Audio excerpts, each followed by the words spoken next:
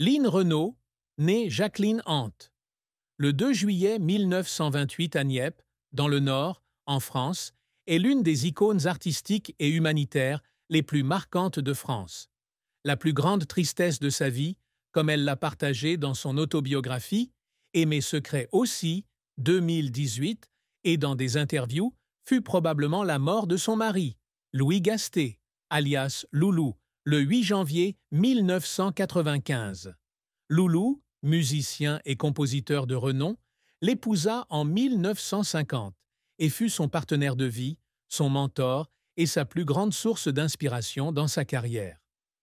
Quand Loulou est parti, j'ai eu l'impression d'avoir perdu la moitié de mon âme, a-t-elle déclaré dans une interview accordée à France Dimanche en 2020. J'ai pleuré pendant des mois, ne sachant pas comment continuer à vivre. Cette perte a été rendue d'autant plus poignante par le fait qu'il n'avait pas d'enfant, ce qu'elle a qualifié de grand regret auprès de Paris Match en 2015, même si elle a admis que c'était le destin. Cette tristesse n'était pas la seule dans sa vie. L'enfance de Lynn fut également difficile, car elle grandit dans une famille ouvrière pauvre du nord de la France. Son père, Edmond-Antoine Hanté, chauffeur routier, décède pendant la Seconde Guerre mondiale alors qu'elle est jeune, laissant sa mère, Simone Renard, secrétaire d'usine, élever seule 4 enfants dans la pauvreté pendant la guerre. Je me souviens de l'époque où il n'y avait rien à manger, seulement la peur des bombes qui tombaient, raconte-t-elle dans Et mes secrets aussi. Une autre tragédie a eu lieu lorsqu'on lui a diagnostiqué un cancer du sein en 1993, juste avant le décès de Loulou. Une double épreuve qui l'a laissée désespérée, même si elle a surmonté la maladie après une opération. Les pertes de son père, de son mari, jusqu'à sa santé, ont laissé de profondes cicatrices chez Lynn, mais ont également forgé une femme résiliente et énergique. La carrière de Lynn Renault a été un parcours étincelant, de jeune fille provinciale à star du théâtre, du cinéma et de la télévision français, s'étalant sur plus de 70 ans. Elle débute sa carrière de chanteuse en 1945, à l'âge de 16 ans, après avoir remporté un concours de chant à Lille et avoir été découverte par le musicien Henri Betty. En 1946, elle rencontre Loulou Gasté, qui change son nom de scène de Jacqueline Hant à Lynn Renault et compose son premier tube, Ma cabane au Canada, qui remporte le Grand Prix du disque en 1949 et se vend à des centaines de milliers d'exemplaires. De là, elle devient une star de la pop française avec des chansons telles que Étoile des neiges, Mademoiselle d'Armentières et Le temps des cerises, se produisant dans des salles prestigieuses comme l'Olympia, Paris et le Moulin Rouge. Les années 1950 marquent un tournant lorsqu'elle conquiert Hollywood.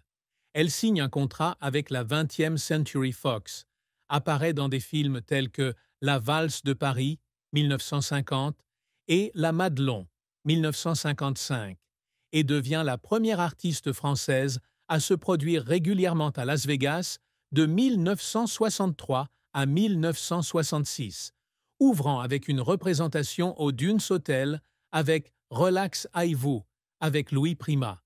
Elle connaît également le succès au théâtre avec des pièces comme Folie bergère, 1956, et La visite de la vieille dame, 2006, remportant un Molière d'honneur en 2007. À la télévision, elle anime Lynn et vous, 1970, et joue dans la série La Chambre des dames, 1983, qui obtient de bons résultats d'audience. Militante de lutte contre le sida, elle a cofondé AIDS en 1984 et a récolté des millions d'euros grâce à SIDAction, et a été décorée de la Légion d'honneur en 1994. Cependant, la carrière de Lynn n'a pas été sans revers. En 1958, elle échoue à conquérir Broadway avec Can-Can, critiquée pour son manque de profondeur par le New York Times, la forçant à rentrer en France après quelques semaines.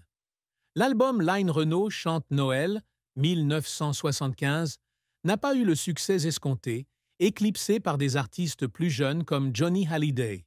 Un revers majeur fut lorsqu'elle fut obligée de quitter Las Vegas en 1966 en raison d'un différend contractuel avec le Stardust Hotel, ce qui lui coûta l'opportunité de se développer sur le marché américain. Elle a également été critiquée pour son style trop traditionnel dans les années 1980, lorsque la musique pop moderne a pris le dessus, entraînant une période de déclin avant qu'elle ne se tourne vers le métier d'actrice. Les efforts de Lynn sont souvent accompagnés de larmes. Elle a pleuré lors de l'enregistrement de Ma cabane au Canada, en 1948, sous la pression de réussir à aider sa mère. Lors de son dernier spectacle à Las Vegas en 1966, elle fondit en larmes tandis que le public américain se levait et applaudissait, ressentant la fin d'un rêve. Une autre fois, elle a fondu en larmes lors d'un discours au SIDAction en 1995, peu après la mort de Loulou, en évoquant des amis comme Rock Hudson, décédé du sida. Ces larmes témoignent de son dévouement et de son cœur sensible envers l'art et les gens. Lynn Renaud ne voulait pas seulement être une artiste célèbre, elle voulait laisser un héritage à travers l'art et la philanthropie. L'une de ses plus grandes réussites est de devenir une icône intemporelle de la culture française. Elle a accompli cela avec plus de 50 albums, des dizaines de rôles d'actrice et des millions de téléspectateurs dans le monde entier. Le Grand Prix du disque en 1949, le Molière honoraire en 2007 et le titre de commandeur de la Légion d'honneur en 2016 sont des jalons dont elle est fière. Elle aspire également à conquérir le public international, ce qu'elle fait à travers ses shows à Las Vegas et son rôle de marraine du showbiz français, ayant parrainé Johnny Hallyday et Mireille Mathieu. Elle essaie toujours d'utiliser sa célébrité pour changer la société.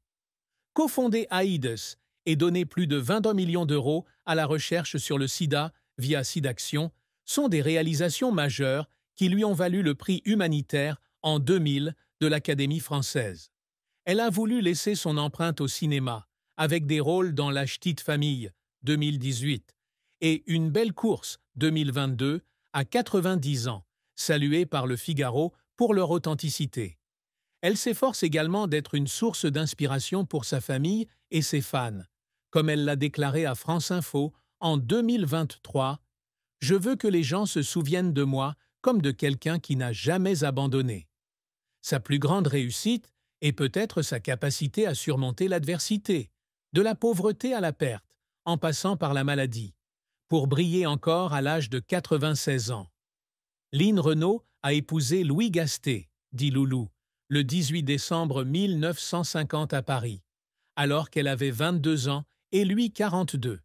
Ils se sont rencontrés en 1946 lorsque Loulou l'a entendu chanter lors d'une audition et sont rapidement devenus le couple parfait.